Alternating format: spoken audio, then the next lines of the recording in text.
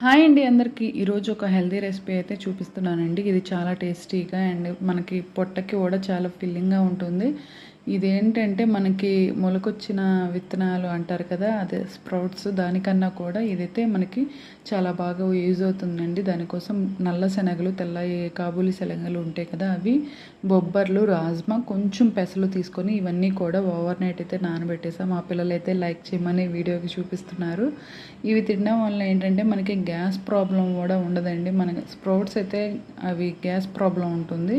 దీనివల్ల ప్రాబ్లం ఉండదు. ఇవైతే కానీ బాగా వాష్ చేసుకున్న తర్వాత 2 విజిల్స్ అన్నది వేసుకోవాలండి. వేసుకున్న తర్వాత కొంచెం సాల్ట్ కూడా యాడ్ చేసుకొని కుక్కర్ పెట్టేసుకోవాలి.